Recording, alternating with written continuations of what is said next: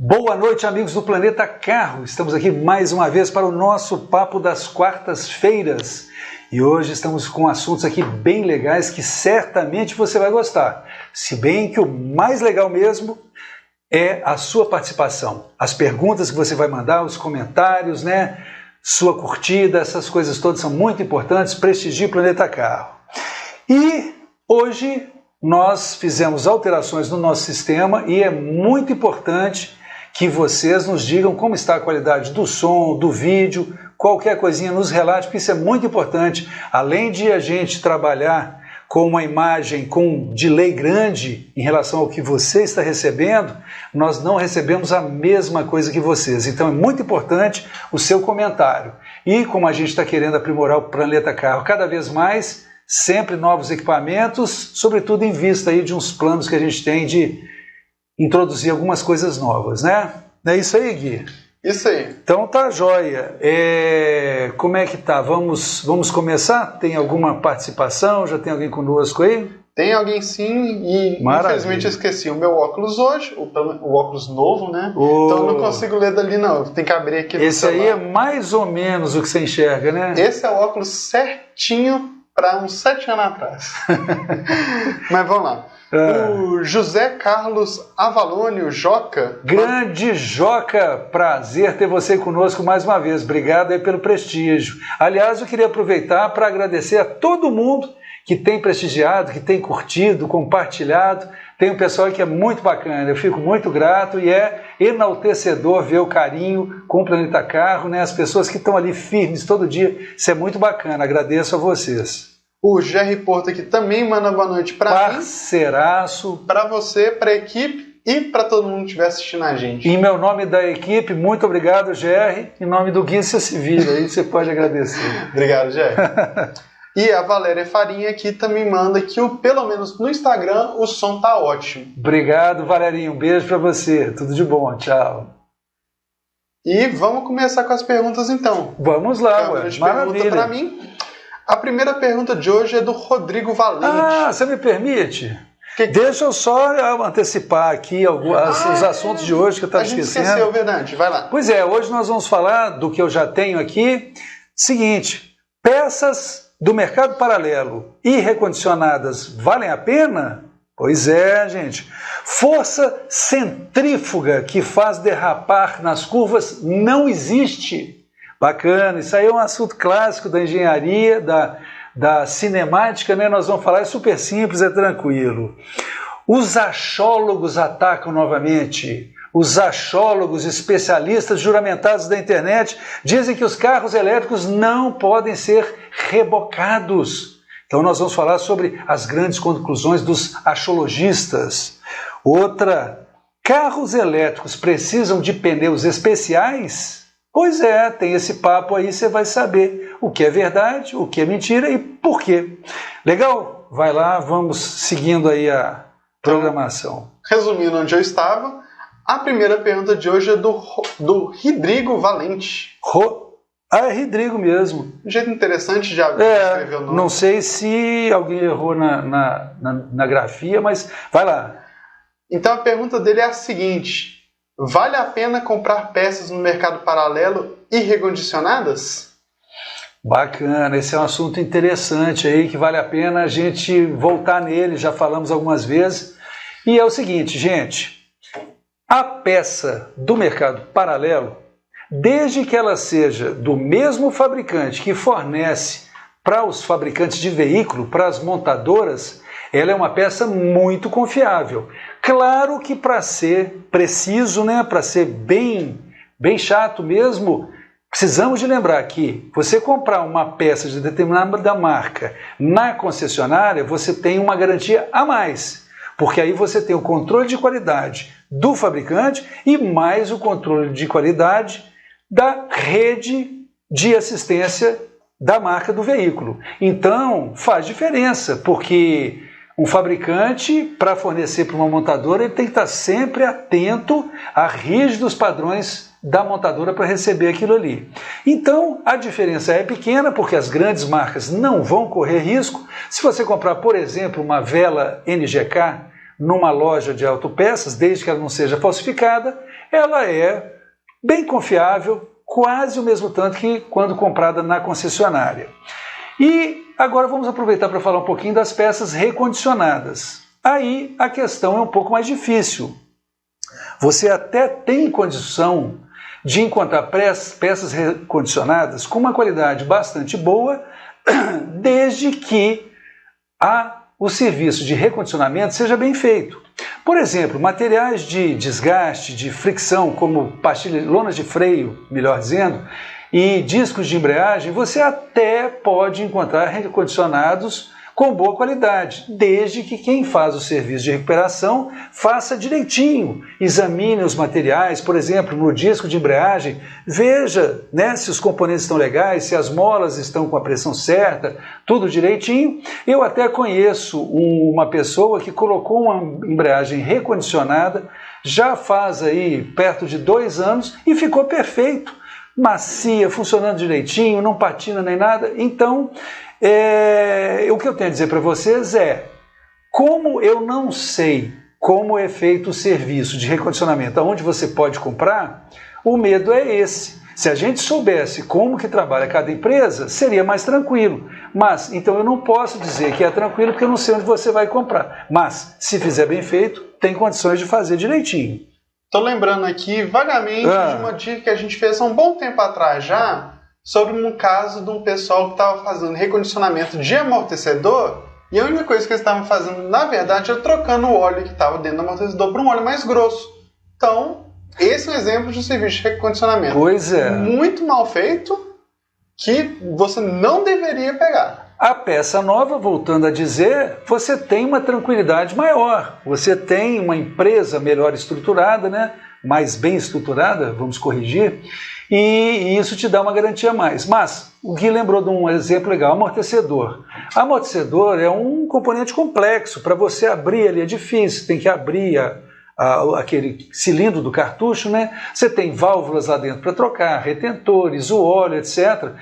Você pode desmontar o amortecedor inteiro, encontrar as peças originais para colocar nele, colocar o óleo certo, fechar ele com todo cuidado, uma operação complicada, e ele pode ficar muito bom. Até em pistas de corrida você abre o amortecedor, se bem que é diferente, ele já é com rosca para abrir, mas você pode abrir e mexer na parte interna. Só que muita gente não faz isso direito. Já vi caso do cara faz um furo com uma broca no corpo ali, né, no cilindro, naquele tubo do amortecedor, tira o óleo velho, coloca um novo grosso e solda o furo e põe para rodar. Claro que isso não vai ficar bom. Então, gente, você pode, se você conhecer o processo de recuperação, encontrar peças não tão boas quanto uma nova. O novo sempre é melhor, mas você pode encontrar uma peça em boas condições, mas você vai ter que saber como isso daí é feito.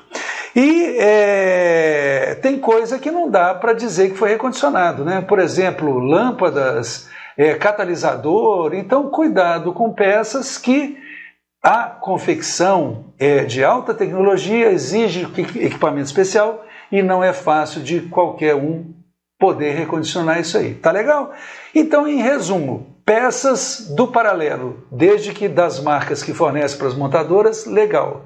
E peças recondicionadas, uma nova é mais confiável. E, por outro lado, se você puder saber como é feito o recondicionamento, você pode chegar à conclusão que ela é quase tão boa, quer dizer, quase tão confiável quanto uma nova. Quase, não chega perto. Até eu queria citar um exemplo, já terminamos a resposta. Tem muita gente que é obrigada a comprar, por exemplo, amortecedor recondicionado, entre outras peças. Quem mexe com veículos antigos, colecionadores, etc., eles não encontram peças novas dos carros. Então, não escapam de recondicionar amortecedor e outros tantos componentes aí. É o equivalente a eu querer achar um Walkman novo para comprar. Eu não vou achar. Exato. Comprar um braço de picape Garra. Quem lembra da minha época, né? Tinha o toca-disco redondinho lá, punha o disco, aí tinha um bracinho que você ia, colocava, se tremesse a mão, arranhava o disco.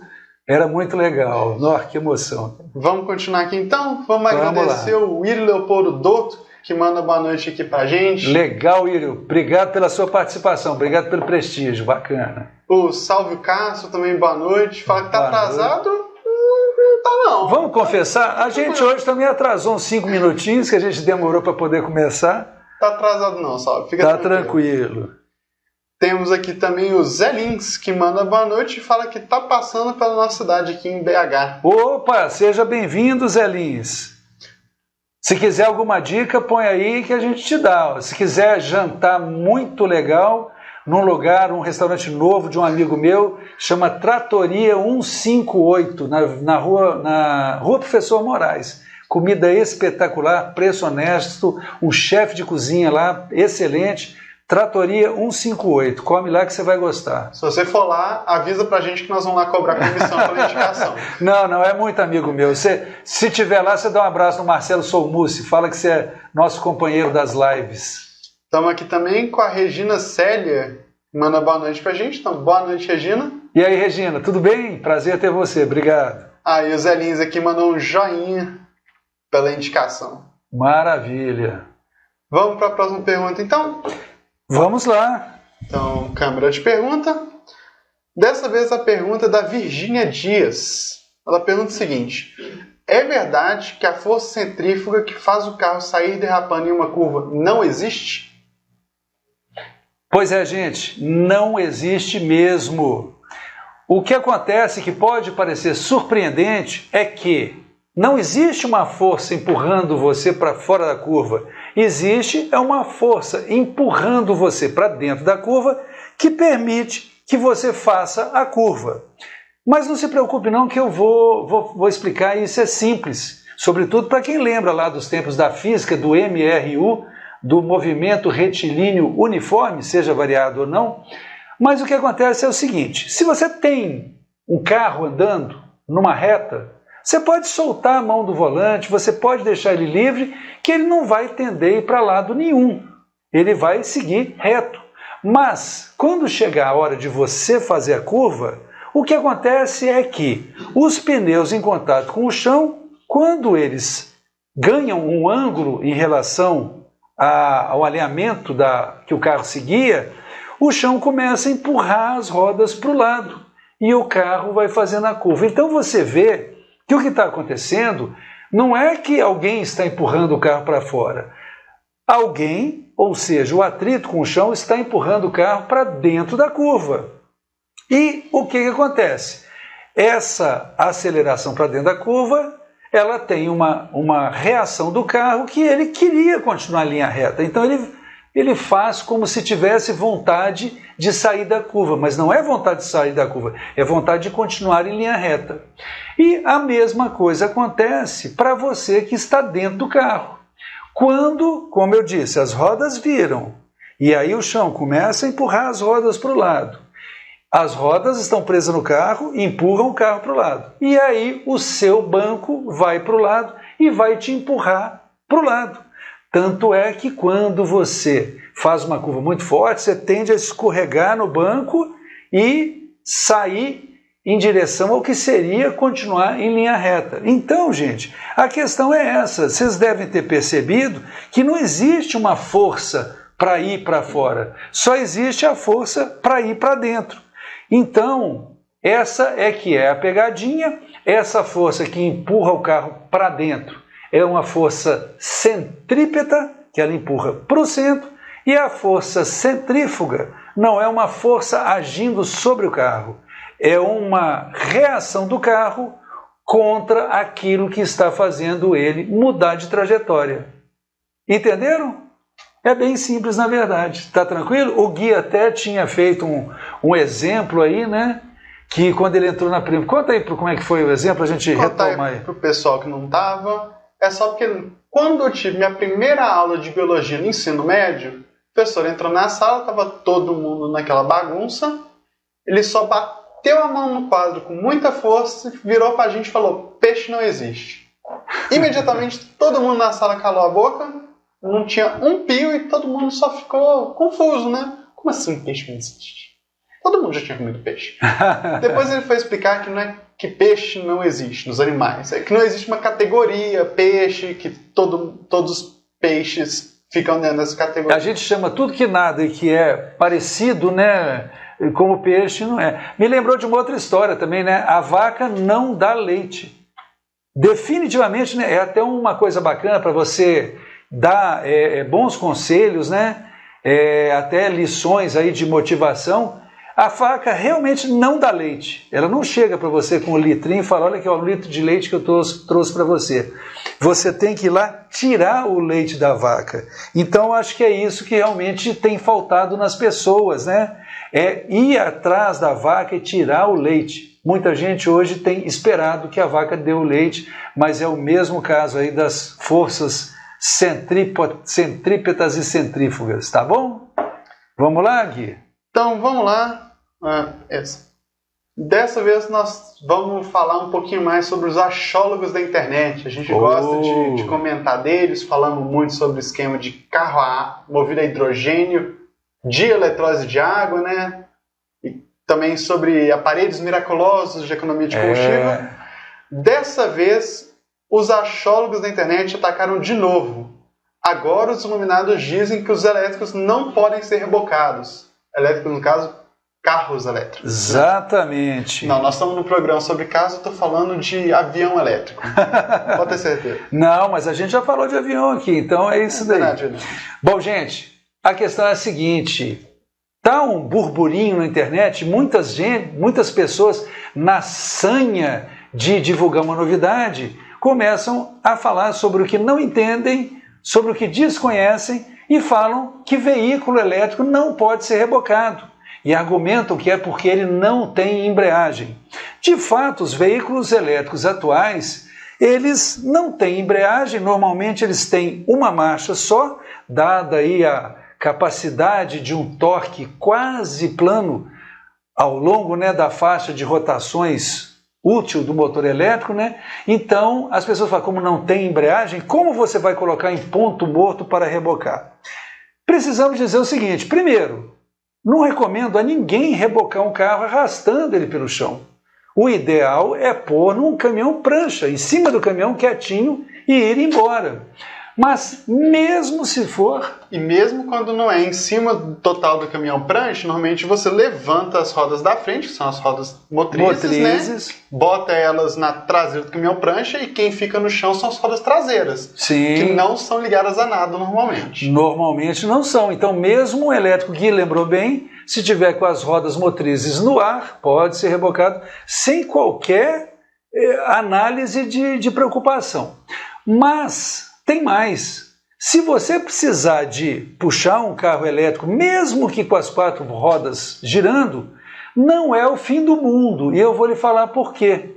Quando você vai descer uma serra aí de 5 quilômetros, de 10 quilômetros, é a mesma coisa que você está rebocando um carro por 5 quilômetros ou por 10 quilômetros. Por quê? Ele está sendo rebocado pela gravidade, mas está sendo rebocado, ele está sendo movido.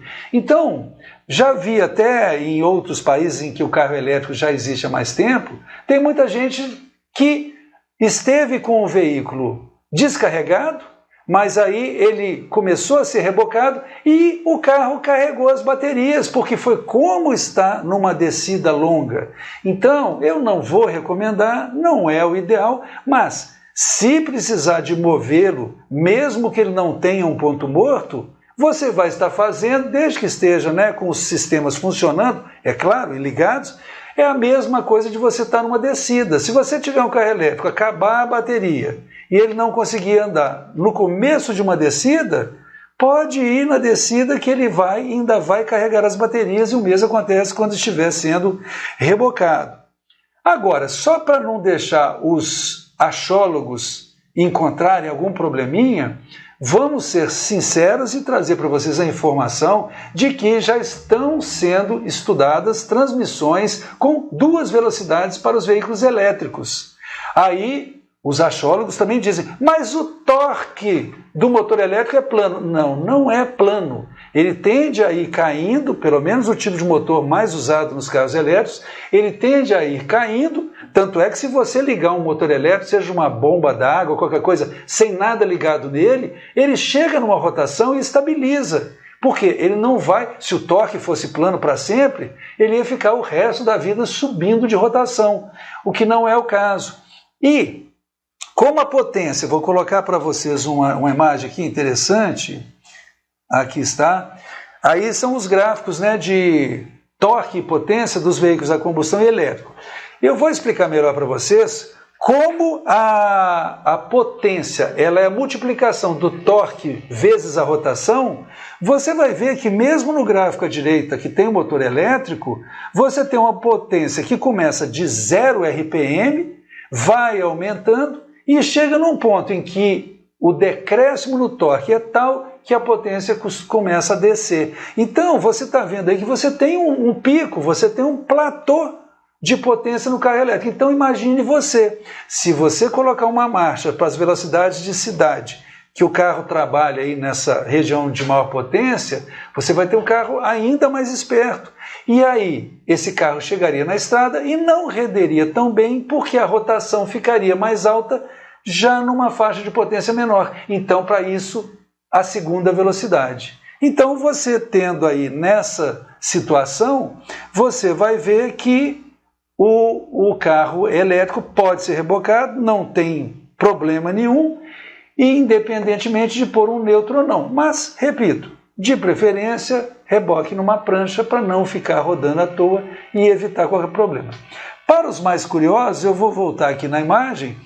Vejam lá como é que é o motor a combustão. É essa porcaria que você está vendo. Ele não consegue começar com torque nenhum a 0 RPM, porque o motor não vai estar funcionando a 0 RPM. Começa aí na curva azul de torque, perto de 1000 RPM, né, 900, que é a rotação de marcha lenta. Aí o torque vai subindo, subindo, subindo, tem um picozinho muito bem definido e começa a cair. E a curva de potência está lá, subindo até um pico e cai. Então, vocês viram que o motor elétrico, ele realmente tem uma faixa de torque aí bem interessante, partindo de 0 RPM, então é um negócio muito bacana. Tá ok? Então vamos agradecer algumas participações aqui. A Regina Célia tinha mandado mais cedo que estava com problema, né? Que o vídeo tinha parado. E logo... Mil perdões aí, que vergonha. E desde então ela já mandou um joinha. Imagina então que ela quer dizer que o vídeo já voltou. Tranquilo. Que ótimo, Regina. Obrigado por ter avisado. O Ubiraci manda aqui pra gente boa noite. Então, boa noite, Ubiraci. Prazer ter você conosco. Estamos aqui também com o Osmir Sansil, também mandando boa noite pra gente. Boa noite, boa noite, Osmir. Obrigado pela participação. Muito obrigado. E temos aqui também uma participação do nosso amigo Luiz Gustavo. Grande parceiro. Boa noite, Luiz. Boa noite. E ele pergunta o seguinte: na sua opinião, o que aguarda no ramo automotivo em 2022? Melhoras ou pioras? Bom, eu estou enxergando melhoras. Pela maior disponibilidade de componentes, que, né, a coisa tende a melhorar, ou pelo menos tendia a melhorar até a Omicron, né? Então a gente não sabe o que vai vir por aí, mas se, como eu estou, né, esperançoso, não for uma cepa tão perigosa, né, for uma cepa assim, de muito contágio, porém pouca gravidade, eu acredito que depois de 2 anos de experiência, né, quase 2 anos de experiência, com essa pandemia, as adaptações vão ser mais fáceis, né? Então eu imagino uma maior disponibilidade de componentes, e isso deve fazer a oferta de veículos 0 km melhorar bastante, se não puder ser reestabelecida, e isso deve fazer, inclusive, baixar um pouquinho o preço dos usados. Então eu vejo um cenário aí otimista. Estão acontecendo lançamentos, né? Então as montadoras não estão de braços cruzados, tem novidades chegando, e eu espero que seja um ano, né, melhor aí do que 2021, e que traga novidades, sobretudo no ramo elétrico, com novas baterias que estão surgindo, para que a gente possa ter o carro elétrico mais disponível. E estou muito surpreso de ver motocicletas elétricas já muito versáteis e aplicáveis, e que parece que estão funcionando bem, né? As importadas que já estão chegando. Então estou vendo direto, estou até curioso para saber mais sobre isso. E acho que é questão de esperar um pouquinho e, se possível, a gente ter um apoio um pouco maior do governo, sobretudo no nosso país, o carro elétrico é uma excelente solução, né? Um salto de qualidade em termos aí de emissões e tudo mais em cima do veículo convencional, enorme. Então eu estou esperançoso, né? Mas como eu sou esperançoso de natureza, vamos esperar aí para ver direitinho como é que vai ser isso aí. Ok. O que a gente não pode fazer é ser otimista igual o Tiririca e falar que pior que tá não fica. Porque... Não fica. Eu já aprendi na vida que nunca diga que pior que tá não fica, porque, cara, às vezes você acha que tá ruim, mas você para e olha ao redor e às vezes pode ser muito pior. Nós temos que ser otimistas. Da gente estar aqui, eu tô puto da vida de ter tido problema de novo, né, com o provedor. Já faz meses que a gente tinha mudado para uma conexão espetacular e depois de meses ela começou a dar problema, já tentei contato, mas eu acho que só mudando mesmo. Pra vocês terem ideia, eu voltei para uma conexão pior e está funcionando direitinho. Então a grande conexão está uma bomba. Sei. Então vamos aqui mais uma pergunta. Dessa vez a pergunta é do Edgar Mota. Maravilha. Que ajuda a gente a fazer essa live quase que focada em carro elétrico, né? Perguntando o seguinte: os veículos elétricos precisam de pneus especiais? Legal. A gente já sabe que o carro elétrico é de bateria especial, né? Sim, sim. Mas pneu, eu pessoalmente de cara assim ia falar que não. Carro elétrico muda o motor, mas o que isso tem a ver com pneu?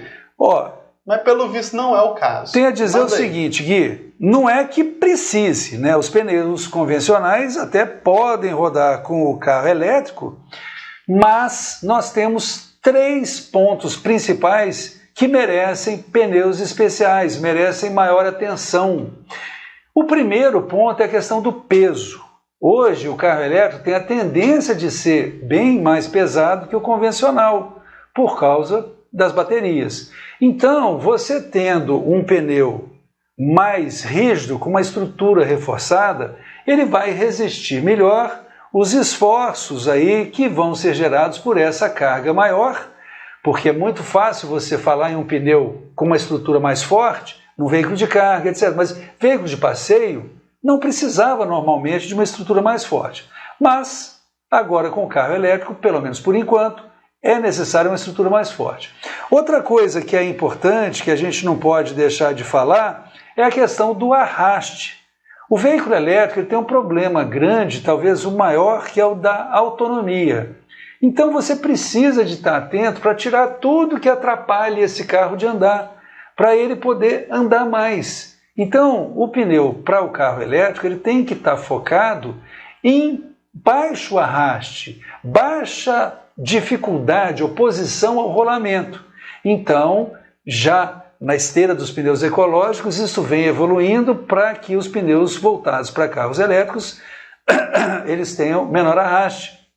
E vale lembrar que a Fórmula E, que é a Fórmula 1 com motores elétricos, mais ou menos, né? Ela já usa pneus especiais voltados para isso. E um pneu especial voltado para o veículo elétrico, ele pode dar algo em torno de 10% a mais de autonomia.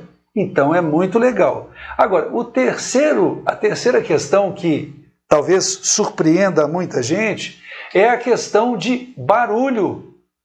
O maior barulho disparado num carro elétrico, de um para-choque, tudo entre o para-choque e o outro, assim, o que faz mais barulho é o pneu. É o rolar do pneu no chão, ainda mais com a ressonância, né, o eco que acontece dentro do pneu. Então, se num carro a combustível líquido, você não nota o barulho nos pneus porque o motor está gritando igual um louco, a descarga está gritando, então você nem se lembra de barulho de pneu, no carro elétrico não, o barulho de pneu é gigantesco, deixa qualquer um maluco. Então, os pneus dos carros elétricos, eles têm uma preocupação muito maior com diminuir o ruído. Por isso eles têm espumas por dentro, né? Como uma caixa de som por dentro. Quem já mexeu com som, eu adorava quando eu era menino aí pré-adolescente, cheio, né, de materiais acústicos dentro da caixa de som. Então no pneu eles já estão colocando materiais acústicos para tirar o ruído e olhando melhor o desenho, né, aqueles risquinhos da banda de rodagem, que é interessante. E menos importante, porque eu ia falar mais dos 3 primeiros pontos que preocupam, a gente tem que falar o seguinte: os veículos elétricos tendem a ter um torque generoso, um torque muito maior em baixas rotações do que os veículos convencionais. Então, a estrutura do pneu também, por essa questão de um torque mais robusto, precisa de ser mais reforçada. Eu vou trazer aqui umas imagens de pneus para veículos elétricos que já existem. Então, olha aí, está aí um pneu, esse é de um veículo esportivo, né, de um automóvel, e aí você vai ver que temos também o outro aqui, que esse é voltado para a Fórmula E. Eu vou agora colocar um vídeo, que aí você vai poder ter um close mais interessante sobre isso. Então está aí o mesmo pneu, olha lá, Pilot Sport EV. Sport EV. Então esse EV de Electric Vehicle. Então você tem o pneu certinho para o veículo elétrico, tá bom? Isso aí. Eu acho que só uma coisa interessante, que às vezes o pessoal não acredita que o pneu faz esse tanto de barulho, né? Quando a gente fala que pneu é a coisa mais barulhenta do veículo elétrico, ele fala, como assim? O pneu não faz barulho nenhum. Não faz, não. Você não ouve. Liga um computador de dia, sei lá, vê se a porta range de dia. Tá, agora vê se a porta range 3h30 da madrugada. É o mesmo barulho durante o dia, mas você não ouve esse negócio de jeito nenhum de dia e você acha que você vai acordar os mortos de noite. Eu fiz um trabalho recentemente, acho legal, como uma curiosidade, fugindo ao tema, esse trabalho envolveu acústica e me lembrei, tive que voltar a me aprofundar nas questões aí da escala de medição de som. O ouvido humano, à medida que você vai diminuindo a pressão sonora, né, diminuindo o ruído, ele vai aumentando o ganho. Então, se você diminui para metade o barulho, só cai no que você percebe 2 ou 3 pontos na escala de decibéis. Então, a metade do barulho, para você, não é a metade do barulho que tinha, é quase o mesmo tanto. Se você pegar uma fonte de ruído e colocar uma outra igualzinha, você acha que dobraria o ruído. Dobra sim as pressões sonoras envolvidas, mas você percebe um pouquinho só a mais do que você estava ouvindo antes. Então, ruído, à medida que você vai fazendo silêncio, o seu ouvido vai ficando mais aguçado e você percebe o barulho muito maior. Tanto é que na hora de vender um veículo usado, tinha muita gente que sempre chamava para dar uma volta e ligava o som, porque você pôs algum som, você esconde os barulhos todos. Uma coisa, um teste que todo mundo pode fazer se estiver curioso para isso.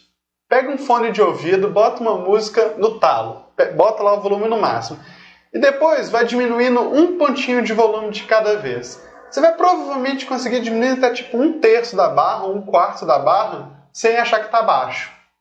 Só que você diminuiu muito o barulho mesmo que está saindo do fone. Só que como você foi baixando devagarzinho, você foi acostumando com aquilo, e você quase não nota. Maravilha. Para provar isso aí. Pessoal, nos perdoem, mas eu vejo que... peço desculpas pela inocência, mas ficou muito mais estável voltar para uma conexão a par metálico aqui, né, que está estável, e mudar para uma grande novidade que nos foi ofertada não foi uma boa ideia. Por isso eu peço desculpas pelas interrupções que nós tivemos no começo do programa. E precisamos trabalhar... Oi? Tem tempo para mais um? Tem tempo, sim. Precisamos trabalhar para corrigir isso. E sempre nos diga o que você sugere que podemos fazer para melhorar.